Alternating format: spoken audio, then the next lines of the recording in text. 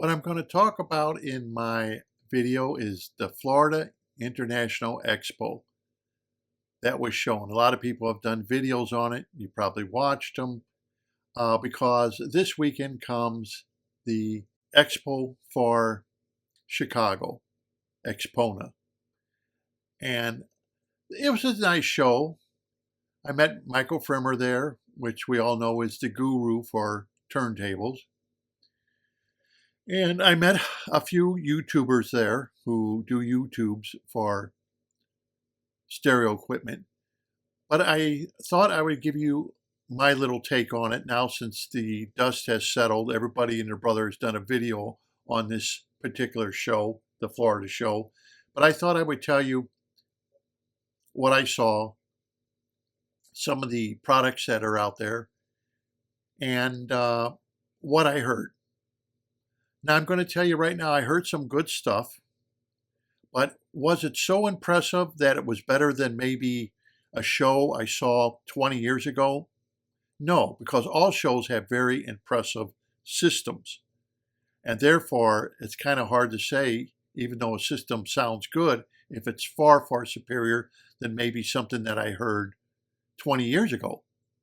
Now, this just gives you an idea, the room for the Florida International Audio Expo, VAC.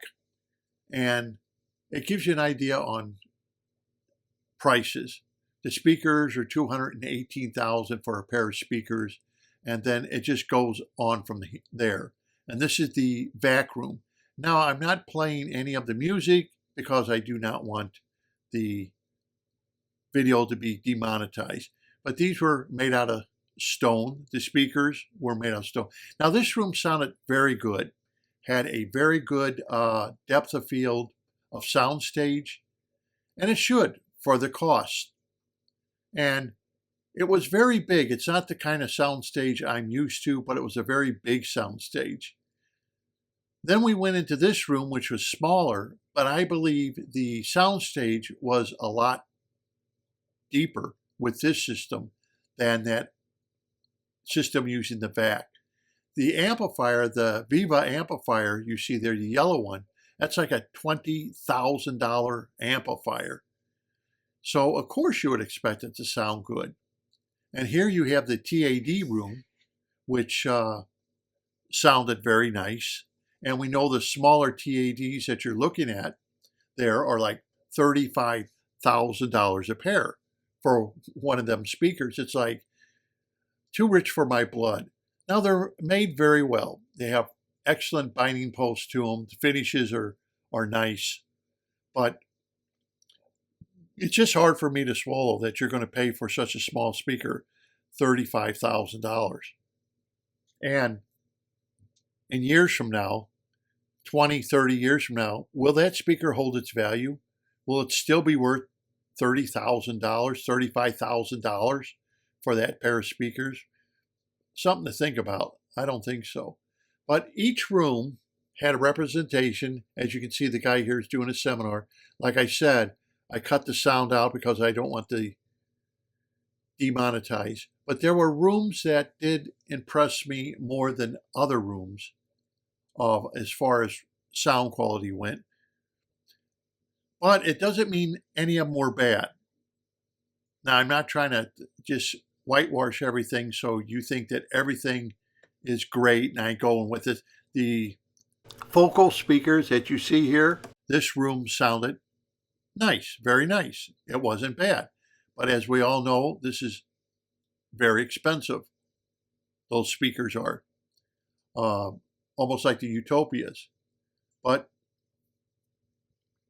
no matter what room I went to and looked at some of the odd-looking speakers, like the ones you're looking at here, we also, as we're looking at these speakers here with their reel-to-reels, this was very expensive. And these are very odd-looking speakers. They almost look like androids, don't they? From another planet. They just didn't appeal to me. They're probably too modern for my taste. Now, in this room, you had nice-looking speakers, decent sound, not bad. Once again, I just found the price of the Magellan a little too rich for my blood once again. And it's a shame you have to spend so much money to get a decent price on your stereo equipment. One room I was very impressed with was this room right here, that 300B amplifier, Western Electric amplifier.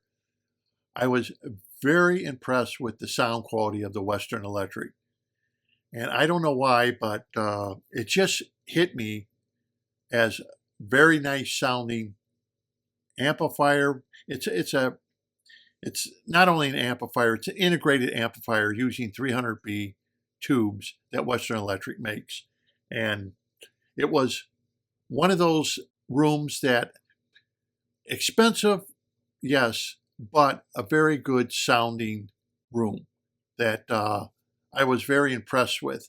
In fact, I was so impressed with it, I wouldn't even mind getting that integrated amplifier from Western Electric. It just sounded that good to me.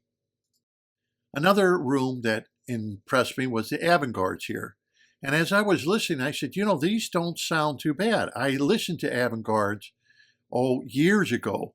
And she said, oh yeah, they made a lot of improvements on the avant-gardes to make them sound better. And that was a little weird to me, that how everyone raved how good the avant-gardes were, but she said they have changed them quite a lot since then when I heard them.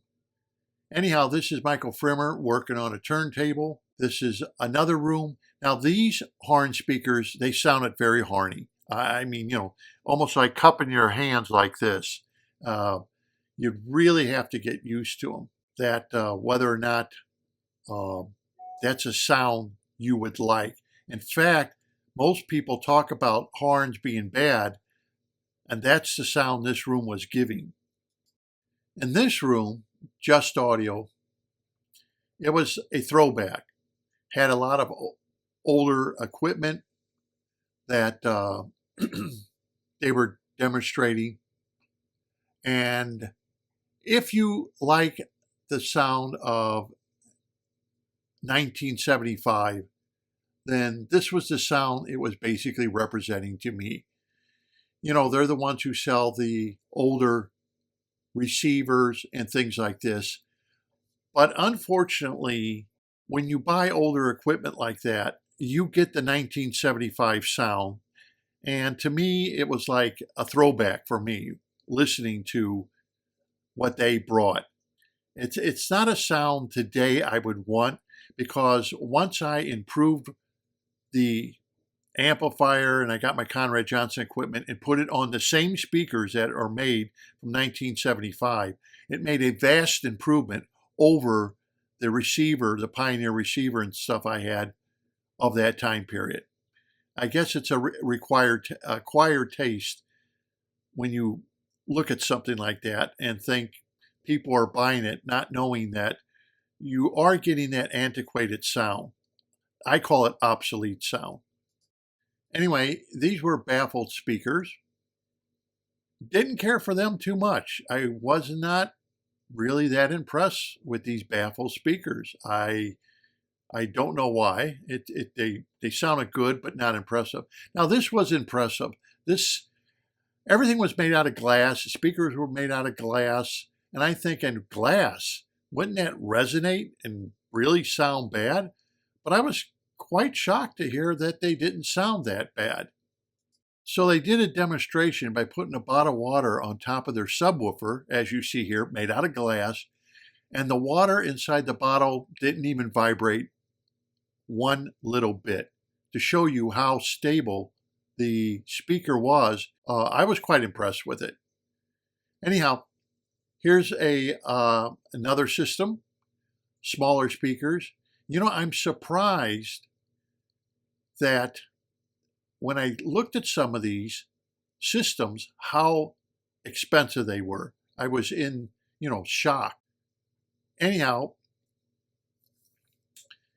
most of the systems that were there was none really that could grab me for the price. And I think this is where we're going to head into a big problem with being audiophiles today is that the expense, like this system here, 20K system, it sounded good, but it's $20,000 system, what you're looking at. And I think for audiophiles today, that's a lot to bite off. I think that's why in my YouTube channel, I talk about good top of the line older equipment that was made good, something that you could get a good price on that will sound as good, if not better, than the equipment they're coming out with today that is demanding a higher price than what we would like to pay. So in this video, I wanted to show you a little bit about the show. I apologize that I couldn't play any of the music that they were playing. It was like any other show. Since I've been going to these shows, before these shows even existed, where I would have to go to the electronics show where you had to have a tax number to even get in at McCormick Place, when they used to show all the electronics, not just stereo equipment, but anything and everything that was out there. That's why they had to put it in McCormick Place. It was a huge show. So I've been going to these for quite some time. These electronic shows are stereo shows, Expo, the Florida show, audio show. And like I said, when I went to the Just Audio room, if you watch any of their videos, they basically advocate older receivers and things like that. But that's exactly what you get. You get the sound of what we got back in the 70s. Don't expect it to be great sound. Now, what I mean by that is I had a Pioneer SX 1250 and it sounded good for its time period. Yes, it's a well-made receiver. It's heavy. You can't beat it for the looks. Very nice looking. So was the Marantz receivers back then, Samsui, Pioneer receivers. They were all very nice. But they have that typical 1970s sound to them. They weren't high-end equipment. It wasn't until I had stepped up my game. In other words, I had to pay the piper to get like my Conrad Johnson to really hear a big difference in the system. Like my old L-Techs. They're from 1975. But believe it or not, the improvement was substantial. I remember even my wife said, that's the best I've ever heard your system sound when I got the Conrad Johnson. And it was. It was a vast improvement with the cables and the better equipment, even on old speakers. And at that time, they weren't even modified. They did not even modify the L-Techs. They were right out of the box. Everything was right from the manufacturer with no modifications. And they sounded a lot better than they did when I used middle-of-the-road equipment. But I'm not putting them down if that's a sound you like, if it's what you want to go to. The only thing that bothers me is you get some of these old receivers, you can pay $3,000 for an old receiver. To me, you're not going to get that sound quality you're looking for. Unless you're just into the old equipment and you like the way it looks. But if you want it for your main system, I would steer away from it because that equipment was middle-of-the-road equipment. It wasn't designed to be high-end equipment. And that was at the same time period in the 70s when companies were coming out like Mark Levinston, Conrad Johnson, Jeff Rowland, where they were starting to make high-end equipment. But high-end equipment really didn't come into its own, I feel, until the late 90s.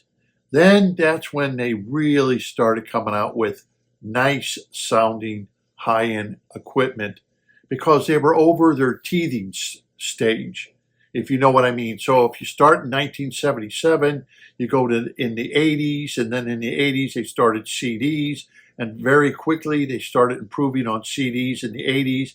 By the time you hit your 90s, The teething problems were basically done with. So any of your high-end equipment was really sounding good. Your CD players and all were really sounding good.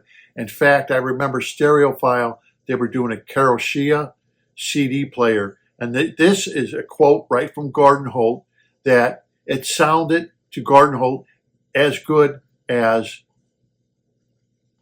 vinyl.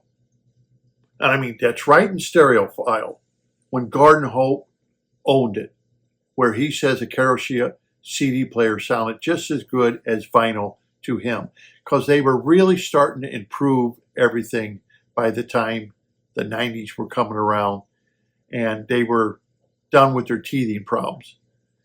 Today, the equipment looks very nice, aesthetically pleasing. I was surprised at some of the cost, very shockingly. You know, when you get $200,000, $300,000 for a set of speakers, you would expect them and you would demand from them to sound absolutely wonderful. But I was surprised at just some of the prices just were knocking me down. $20,000 for this amp, $16,000 for that amp.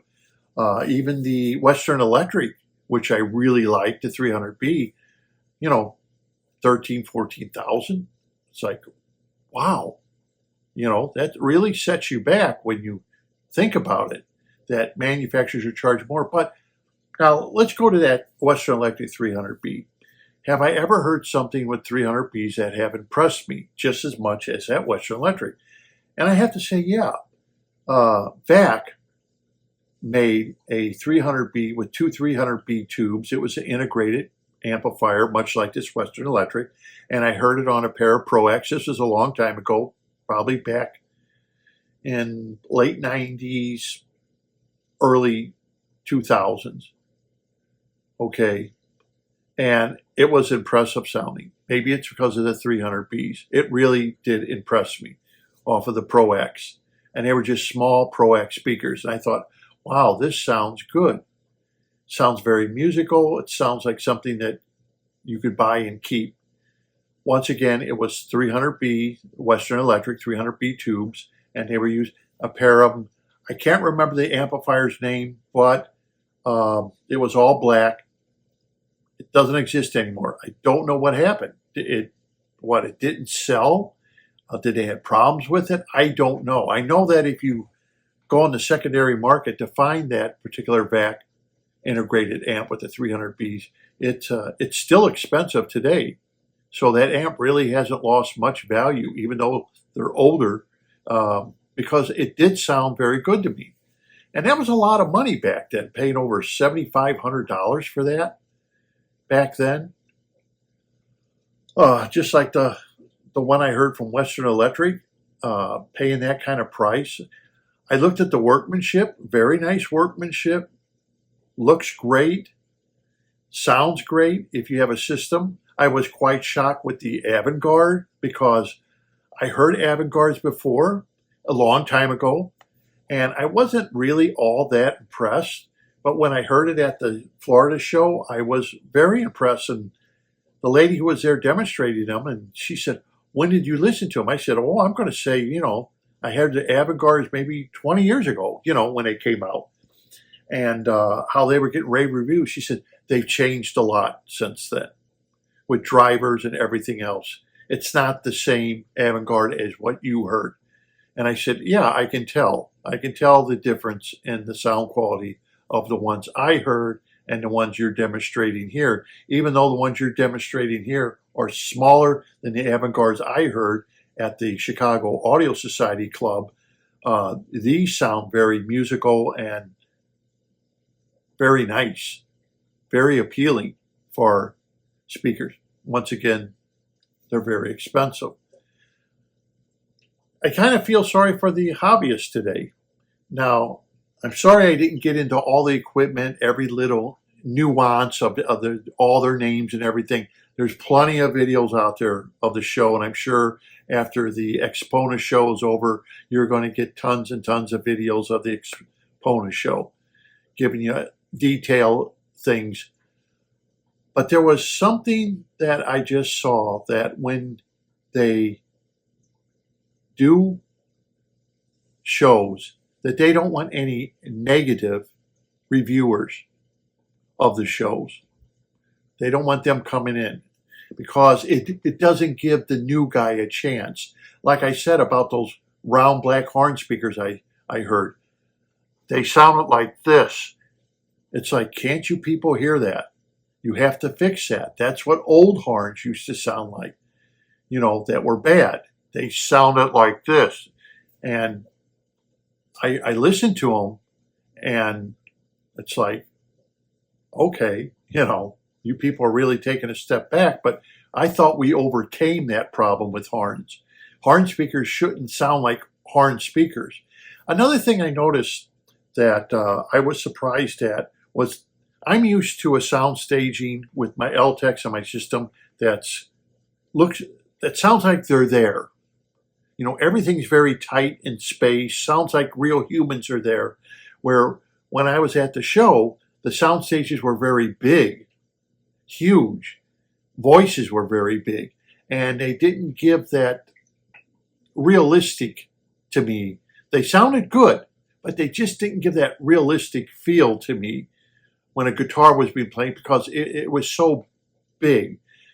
They sounded good. I guess these are systems that anyone could like, if that's what you like, and if that is your cup of tea.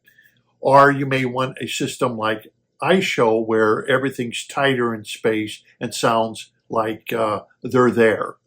So it gives you a different perspective on what you're listening to, as what I listen to the show. And the show's a good way of doing it, because you get to listen to so many different systems out there.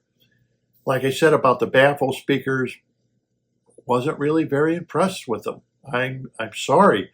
I saw some baffle speakers that some people said they could have went with the 18-inch. When you have a baffle speaker, you should really go with the bass speaker as big as you can, because they seem to have less bass than a box speaker. So if the manufacturers are either like putting a 15-inch or two 15-inches, or maybe an 18-inch you should have, because it seems like you need to make more, in order to have more bass that we're used to with our box speakers, you need to add apparently more of your bass speakers that are going to produce the bass speakers when you're going with a baffle speaker, where you may need two 15-inches or go with the 18-inch. That's what I'm saying with baffle speakers. Those I didn't particularly care for. Not that it wasn't bad or anything. It's just, no, I guess the box speakers, I still like the box speakers. Of what I heard, doesn't mean I've heard every baffle speaker out there. I'd like to, but just that particular one wasn't my cup of tea. Anyhow, that's it for this video, just to give you an idea of what went on in the show, and to give you an honest critique of the show, of what I heard. Because like I said, maybe someday I'll go and I'll hear something that will blow me away, but nothing blew me away at the show. So it's nothing. If you like your system, stick with it. Don't let anyone try to convince you it's bad, it's outdated. You choose. Too many people on these YouTube videos are so wishy-washy, and then they get something they like, and oh, I really like it, and then they sell it. You know, I was impressed, like I said, with the Western Electric, how it sounded, but that's just me. I thought it sounded very good. Well-made, integrated amp. To me, it's worth the money if you have efficient speakers. I don't know how they would sound on speakers that aren't as efficient as maybe a horn speaker or something, but that's something I myself will look into the future. So this is the Empirical Audiophile. Thank you for watching, and happy listening.